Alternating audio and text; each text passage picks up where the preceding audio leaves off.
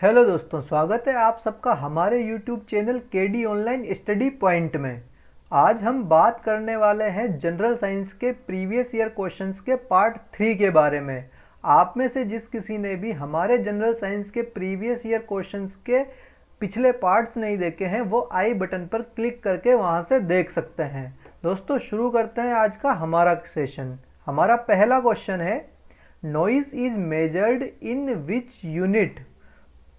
Options है हमारे पास दोस्तों, वाट, फेराडे, पास्कल, डेसिबल। दोस्तों, जो वाट यूनिट होती है वो पावर की यूनिट होती है।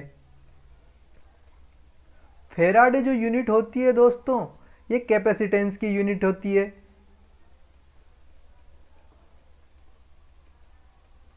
और जो पास्कल यूनिट होती है दोस्तों, ये पास्कल प्रेशर की यूनिट होती है। डेसिबल दोस्तों हमारे पास नॉइस की यूनिट होती है।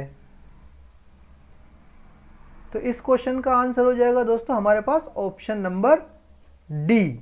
नेक्स्ट क्वेश्चन की तरफ मूव करते हैं दोस्तों। नेक्स्ट क्वेश्चन है हमारे पास, आधुनिक आवर्त सारणी में किसी आवर्त में बाएं से दाएं जाने पर धात्विक लक्षण बढ़ता है, घटता है, समान रहता है, पहले बढ़ता है फिर घटता है।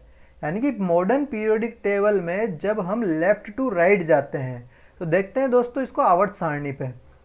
यह है हमारी आवर्त सारणी। दोस्तों, जो ये दिख रहा है, ये हमारे पास एस ब्लॉक है। यहाँ से लेके यहाँ तक पूरा ये डी ब्लॉक है और ये पूरा पी ब्लॉक है। और जो नीचे है सबसे, वो एफ ब्लॉक है। दोस्तों, जब हम लेफ्ट टू राइट जाते हैं तो यहाँ पे एक लाइन है, ये बोरोन सिलिकॉन आर्सेनिक वाली ये लाइन है। इस लाइन के जो राइट हैंड साइड में है, ये सारे नॉन मेटल्स होते हैं। इस लाइन के जो लेफ्ट हैंड साइड में है, ये सारे एलिमेंट्स मेटल होते हैं। और जो इस लाइन पर प्रेजेंट हैं, वो सारे के सारे मेटलॉइड्स होते हैं। तो दोस्तों, यहाँ से हम देख पा रहे हैं कि जब हम लेफ्ट टू राइट जा रहे हैं तो मेटल्स धात्विक लक्षण कम होता जा रहा है और धीरे धीरे मेटलॉइड और नॉन मेटल्स आते जा रहे हैं। तो यहां से हम कह सकते हैं कि लेफ्ट टू राइट जाने पर जो मेटल्स का मेटेलिक कैरेक्टर होता है वो कम होता जाता है। यहां से हमारा आंसर हो जाएगा दोस्तों ऑप्शन नंबर बी, यानी कि घटता है। नेक्स्ट क्वेश्चन की तरफ मूव करते हैं दोस्तों। नेक्स्ट क्वेश्चन है हमारे पास, जब दो प्रतिरोध R1 व R2 को श्रेणी में जोड़ा जाता है, यानी सीरीज में जोड़ा जाता है, तो उनका तुल्य प्रतिरोध क्या होगा। दोस्तों, अगर श्रेणी में जोड़ा जाता है तो ऐसे जोड़ते हैं श्रेणी में, ये R, इसको हम R1 मान लेते हैं और इसको हम R2 मान लेते हैं। तो यहाँ से R इक्विवेलेंट निकालते हैं हम, तो R इक्विवेलेंट होता है दोस्तों यहाँ से R1 प्लस R2। और अगर इसी को हम पैरेलल फॉर्म में जोड़ते हैं तो पैरेलल फॉर्म में दोस्तों ऐसे जुड़ेगा, ये हमारा R1 होगा और ये हमारा R2 होगा।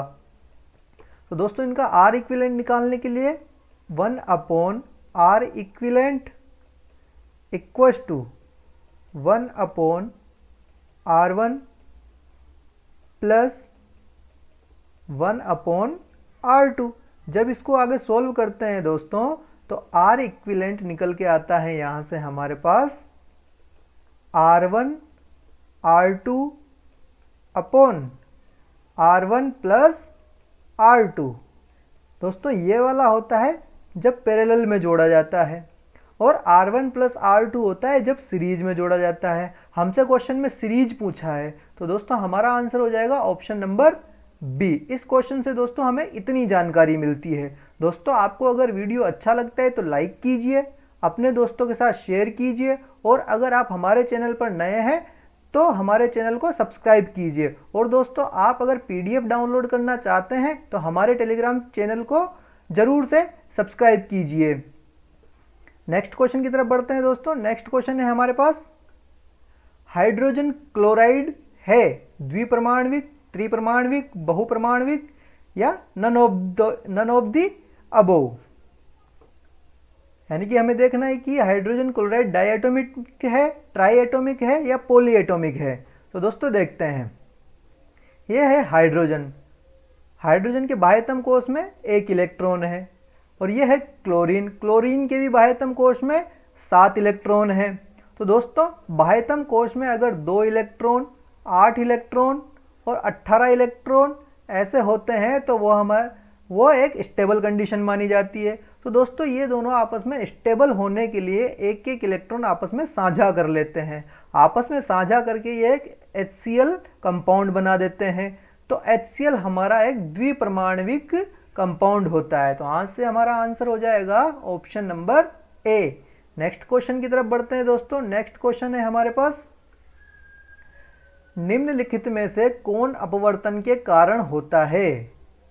यानी कि कौन सी घटना रिफ्रैक्शन का एग्जाम्पल है? ऑप्शन है हमारे पास दोस्तों, जल में आंशिक रूप से डूबी पेंसिल का मुड़ी हुई दिखना, सूर्योदय से पूर्व सूर्य का दिखना, आकाश का नीला दिखना। तो दोस्तों जो जल में आंशिक रूप से डूबी हुई पेंसिल है, ये हमने लास्ट क्लास में डिस्कस की थी। ये हमारा एग्जाम्पल होता है रिफ्रैक्शन का। सूर्योदय से पूर्व सूर्य का दिखना, ये भी हमारे पास एग्जाम्पल होता है रिफ्रैक्शन का। और जो दोस्तों आकाश का नीला दिखना है, ये स्कैटरिंग की वजह से होता है, ना कि रिफ्रैक्शन की वजह से। तो यहाँ से हमारा आंसर हो जाएगा दोस्तों 1 and 2। 1 and 2 बोले तो ऑप्शन नंबर ए। इतनी चीज क्लियर हुई होगी दोस्तों। नेक्स्ट क्वेश्चन की तरफ बढ़ते हैं दोस्तों। हमारा नेक्स्ट क्वेश्चन है, विटामिन डी की कमी से कौन सा रोग होता है? पोलियो, रेक्टस, स्कर्वी या गोइटर? दोस्तों जो स्कर्वी रोग होता है ये विटामिन सी की कमी की वजह से होता है, गोइटर आयोडीन की कमी की वजह से होता है, और दोस्तों जो रिक्टस होता है ये विटामिन डी की कमी की वजह से होता है। तो यहां से हमारा आंसर हो जाएगा दोस्तों option number B. Next question की तरफ मूव करते हैं दोस्तों। नेक्स्ट क्वेश्चन है हमारे पास, ये देखिए दोस्तों पूरी टेबल दी हुई है, किस किस विटामिन की कमी से कौन कौन से रोग होते हैं, आप यहां से एक बार लर्न कर सकते हैं। नेक्स्ट क्वेश्चन है हमारे पास दोस्तों, एक अवतल दर्पण में यदि बिंब को वक्रता केंद्र पर रखते हैं तो बनने वाला प्रतिबिंब होगा आभासी, सीधा, छोटा, वक्रता के केंद्र पर स्थित होगा। तो दोस्तों इसको समझते हैं। अगर जो हमारा ऑब्जेक्ट है वो इनफाइनाइट और सेंटर ऑफ कर्वेचर के बीच में रखा हुआ है, तो जो हमारी इमेज फॉर्म होगी वो सेंटर ऑफ कर्वेचर और फोकस के बीच में फॉर्म होगी। तब उसकी साइज जो होगी वो ऑब्जेक्ट से छोटी होगी, ऑब्जेक्ट से उल्टी होगी। अगर दोस्तों यही इमेज वक्रता केंद्र पर आ जाता है, यानी कि सेंटर ऑफ कर्वेचर पर आ जाती है, तो इसकी इमेज भी सेंटर ऑफ कर्वेचर पर ही बनती है। जिस साइज का ऑब्जेक्ट है उसी साइज का इमेज बनता है और उससे उल्टा बनता है। अगर दोस्तों फिर आगे देखते हैं कि अगर जो हमारा इमेज है वो सेंटर ऑफ कर्वेचर और फोकस के बीच में आ जाता है, तो जो इमेज फॉर्म होगी दोस्तों वो इनफाइनाइट और सेंटर ऑफ कर्वेचर के बीच में फॉर्म होगी, और जो साइज हमारे ऑब्जेक्ट का है उस साइज से बड़ी होगी और उल्टी होगी। तो यहां से दोस्तों हमारा आंसर हो जाएगा ऑप्शन नंबर डी, यानी कि at the centre of curvature. Next question की तरफ मूव करते हैं दोस्तों। नेक्स्ट क्वेश्चन है हमारे पास, 1956 में मीनामाता रोग किस प्रकार के प्रदूषण के कारण हुआ था? ऑप्शन है हमारे पास दोस्तों, वायु प्रदूषण, जल प्रदूषण, ध्वनि प्रदूषण, मृदा प्रदूषण। दोस्तों हमने लास्ट क्लास में पढ़ा था कि 1956 में जापान की एक सिटी मिनामाता में, जापान की एक सिटी मिनामाता में जल प्रदूषण की वजह से मिनामाता रोग हुआ था। और दोस्तों जल प्रदूषण में मरकरी पाया गया था, वहां के जो वाटर बॉडीज थी उनमें मरकरी पाया गया था, इस वजह से मिनामाता रोग वहां पर फैला था। तो हमारा आंसर हो जाएगा दोस्तों यहां से option number B. Next question की तरफ मूव करते हैं दोस्तों। नेक्स्ट क्वेश्चन है हमारे पास, निम्नलिखित में से कौन सा या कौन से कथन सही हैं? धात्विक ऑक्साइड को क्षारीय ऑक्साइड भी कहते हैं। हाँ बिल्कुल, धात्विक ऑक्साइड को क्षारीय ऑक्साइड भी बोलते हैं। अधात्विक ऑक्साइड क्षारीय प्रकृति के होते हैं? जी नहीं। सभी अम्लों में समान रासायनिक गुणधर्म होते हैं? हाँ, बिल्कुल सही है। तो यहां से दोस्तों हमारा आंसर हो जाएगा ऑप्शन नंबर ए, यानी कि 1 एंड 3। नेक्स्ट क्वेश्चन की तरफ मूव करते हैं दोस्तों। नेक्स्ट क्वेश्चन है हमारे पास, किसी स्वस्थ वयस्क पुरुष में रक्त के प्रति mm³ में औसतन कितनी मिलियन आरबीसीज होती है? तो दोस्तों किसी भी एडल्ट मैन में 5 से 5.5 मिलियन आरबीसीज पर mm³ होती है, और फीमेल्स में ये होती है दोस्तों मेल्स में, और फीमेल्स में दोस्तों इसकी संख्या हो जाती है 4 से लेके 4.5 लाख पर mm³। तो यहां से दोस्तों हमारा आंसर हो जाएगा ऑप्शन नंबर ए।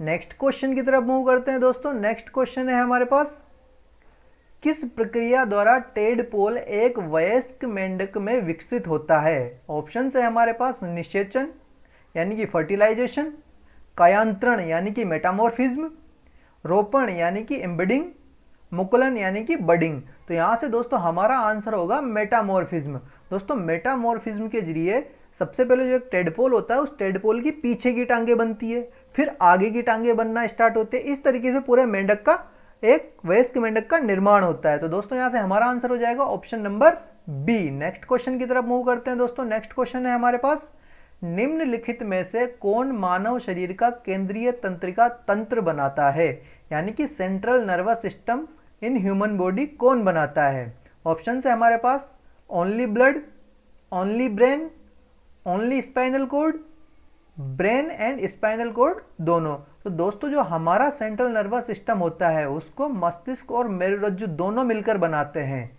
यहां से हमारा आंसर हो जाएगा दोस्तों option number D. Next question की तरफ मूव करते हैं दोस्तों। नेक्स्ट क्वेश्चन है हमारे पास, निम्नलिखित में से कौन सा द्रव का ठोस में कोलाइडल विलयन का उदाहरण है?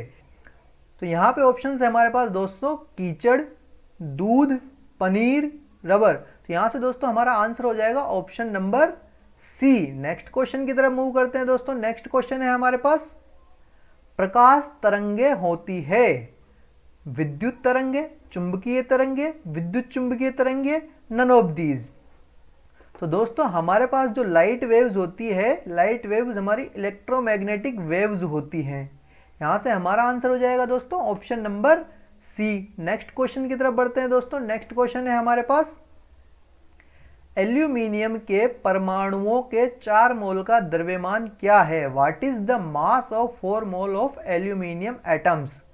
ऑप्शन है हमारे पास 120 ग्राम, 108 ग्राम, 136 ग्राम, 140 ग्राम। तो दोस्तों हम जानते हैं कि 1 मोल एल्यूमिनियम का द्रव्यमान होता है 27 AMU, 27 ग्राम होता है। 1 मोल एल्यूमिनियम का भार होता है दोस्तों, 1 मोल एल्यूमिनियम का द्रव्यमान होता है दोस्तों 27 ग्राम। तो 4 मोल का कितना हो जाएगा दोस्तों? 27 इंटू 4। तो यहां से हमारा आंसर निकल के आता है दोस्तों 108 ग्राम। तो यहां से हमारा आंसर हो जाएगा दोस्तों option number B. Next question की तरफ मूव करते हैं दोस्तों। नेक्स्ट क्वेश्चन है हमारे पास, निम्नलिखित में से अर्नेस्ट रदरफोर्ड ने कौन से कणों को सोने की पन्नी पर टकराया था? दोस्तों जो अर्नेस्ट रदरफोर्ड का जो मॉडल था, उन्होंने अल्फा कणों को गोल्ड फॉइल पर टकराया था। यहां से हमारा आंसर हो जाएगा दोस्तों option number D. Next question की तरफ मूव करते हैं दोस्तों। नेक्स्ट क्वेश्चन है हमारे पास, किसी अभिक्रिया में पदार्थ से हाइड्रोजन का ह्रास क्या कहलाता है? यानी लॉस ऑफ हाइड्रोजन क्या कहलाता है? Reduction, oxidation, hydrogenation, both reduction and hydrogenation.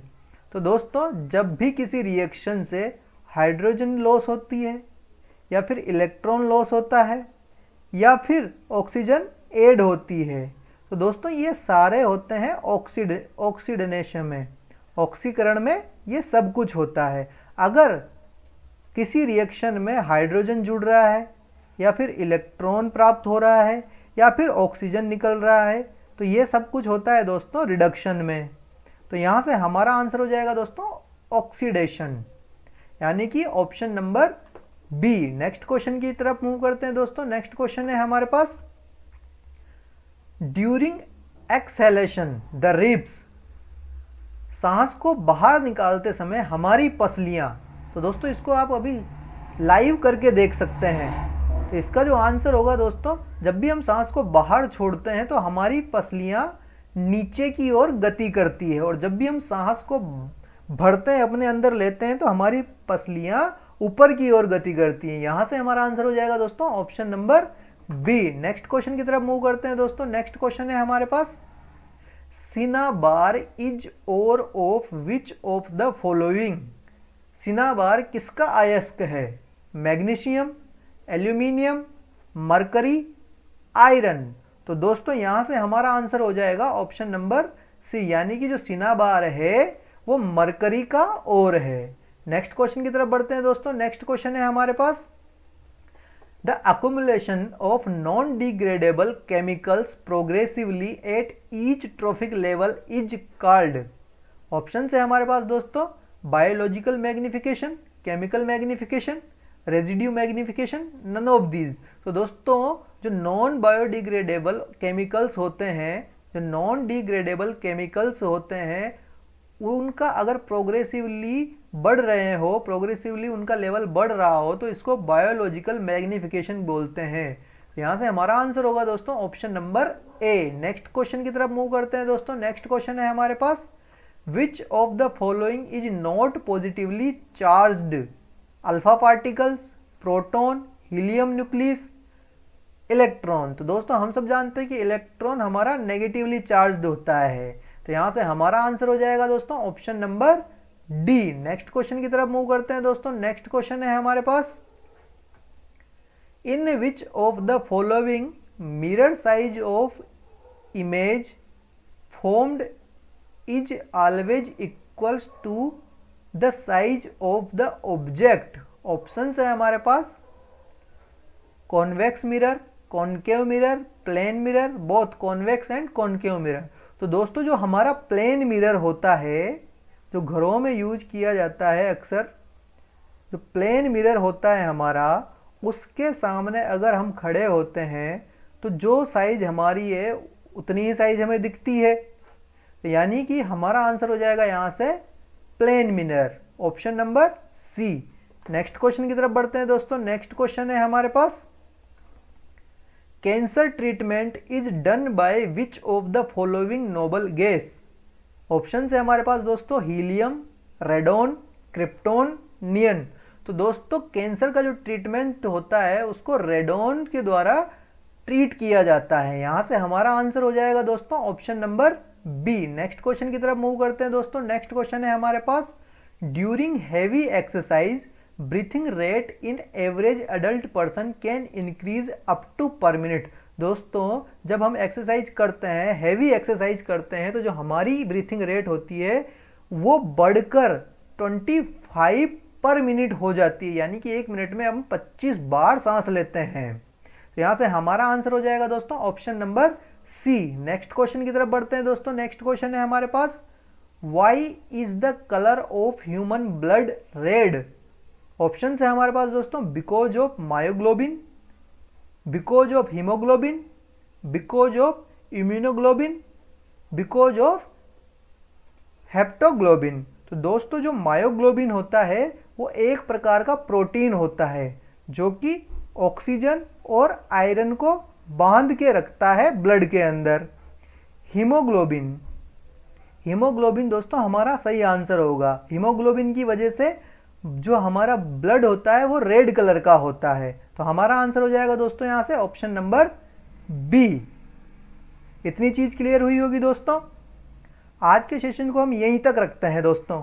अगर आपको वीडियो अच्छा लगा हो तो लाइक कीजिए, अपने दोस्तों के साथ शेयर कीजिए, और अगर आप हमारे चैनल पर नए हैं तो हमारे चैनल को जरूर सब्सक्राइब कीजिए। और दोस्तों आप अगर पीडीएफ डाउनलोड करना चाहते हैं तो हमारे टेलीग्राम चैनल को जरूर फॉलो करें। Thank you.